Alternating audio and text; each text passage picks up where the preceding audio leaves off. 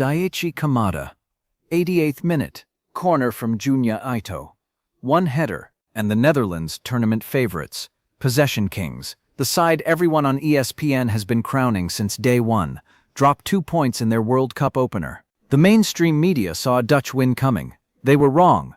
Here's exactly why, and here's the number they are not showing you on any highlight reel right now. Japan's XG tonight was 0.54, Netherlands 0.79. By every statistical model, the Dutch should have won this match comfortably. They had 60% possession, they led twice, and Japan still took a point.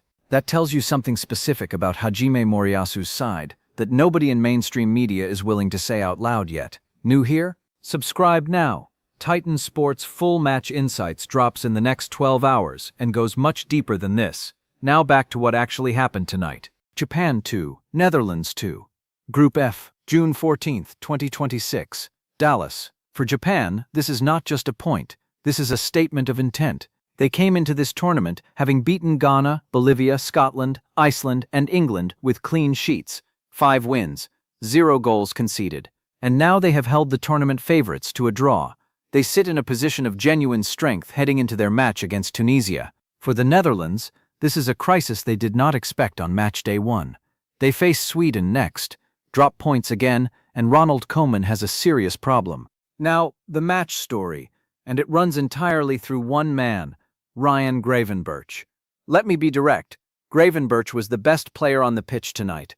Not Van Dijk, not Gakpo, not Kubo, Gravenberch. He created both Dutch goals.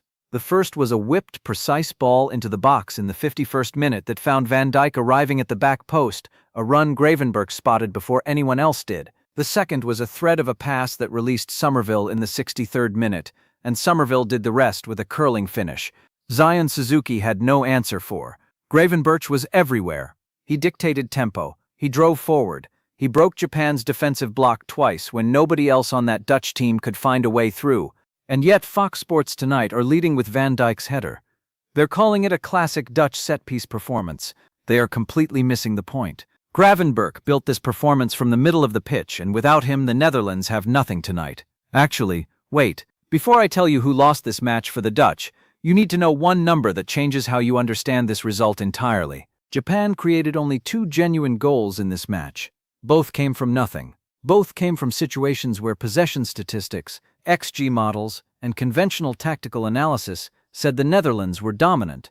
Japan's entire attacking output tonight was built on 40% possession, disciplined shape, and 2 moments of pure clinical execution. Nakamura in the 57th minute, Kamada in the 88th. That is not luck. That is a system. And the number that proves it, Japan have now scored in both halves across every match in this tournament run. They do not panic. They do not chase the game emotionally. They wait, and they execute. No channel on television is talking about that pattern tonight. Now, hero and villain. Hero, Ryan Gravenberch. 2 assists, controlled every dangerous moment the Dutch created. There is no Dutch performance tonight without him, and Koeman needs to understand that building this team's attacking rhythm depends entirely on Gravenberch's ability to find space in midfield. When Japan compressed that space in the final 20 minutes, Gravenberch's influence dropped, and so did the Dutch threat. That is the tactical reality. Villain, Ronald Koeman. He had a 2-goal lead, correction.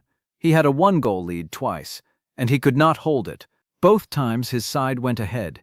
He allowed Japan to dictate the tempo of what came next. Koeman brought on Koopmeiners to replace Somerville immediately after the second Dutch goal. Fine decision in isolation, but the substitution altered the rhythm of the press. Japan found pockets in transition they had not found before. Within minutes, Kamada, off the bench himself, was in the right position at the right moment to glance a corner into the net. That is a coaching failure. Koeman killed his own momentum with a substitution timed for protection rather than control. Let me say something that nobody on ESPN or Sky Sports has said yet. Virgil van Dijk had a good game by individual standards, beautiful header, commanding in the air. But Van Dijk was on the pitch when Japan equalized twice. Both times the defensive structure behind Gravenberch collapsed under counter-attacking pressure. Van Dijk is not the problem, but he is also not the solution people think he is when this Dutch side loses its midfield shape. Fox Sports called him the anchor of the tournament's best defense tonight. Based on what? He conceded 2 goals in a match where his side had 60% possession and a higher XG. That is not an anchor. That is a warning sign nobody wants to acknowledge. Now what happens next? And this is where it gets genuinely dangerous for both teams. For the Netherlands, Sweden is next. Sweden will have watched every second of tonight, and they will have identified the exact same vulnerability Moriyasu exposed, the space that opens up behind the Dutch midfield when Gravenberch pushes forward. Koeman has one training session to solve a structural problem his possession system has carried for 2 years. If he does not solve it, Sweden will punish him the same way Japan did tonight, and suddenly the Netherlands are fighting to survive the group stage. For Japan, Tunisia is next. Tunisia will attempt to replicate the Netherlands' approach: high possession, physical aerial threat, set-piece danger. But here is what Tunisia cannot replicate. The Netherlands had Gravenberch. Tunisia does not have anyone operating at that level in central midfield. Japan's compact defensive block, the system Moriyasu has built through 5 consecutive clean sheets, will be even harder to break for a Tunisian side with less technical quality in the final third. Japan are not just a dark horse, they are a genuine threat to win Group F. NBC called them a dark horse before kickoff tonight. That label no longer fits. Marcus Cole's verdict. Japan were the better team in terms of tactical execution tonight. Not possession, not XG. Execution. Moriyasu built a side that absorbed pressure, defended their shape for 87 minutes, and produced 2 moments of clinical finishing from players who knew exactly what they were doing. Nakamura was outstanding. Kamada's header in the 88th minute is the moment of this World Cup so far. Zion Suzuki made 3 crucial saves and was the reason this did not become a Dutch victory in the first half. For the Netherlands, Gravenberch is their best player, and Koeman needs to build his entire tactical approach around protecting and enabling him, rather than relying on Van Dijk's reputation to carry a defensive structure that has already been exposed.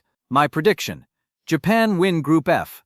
The Netherlands scrape through in second place and face a last 16 opponent that will ask the same questions Japan asked tonight. If Koeman has no better answer by then, their tournament ends earlier than anyone in mainstream media is currently prepared to say. Tell me in the comments, did you see that result coming? Yes or no? Drop it below. Subscribe and hit the bell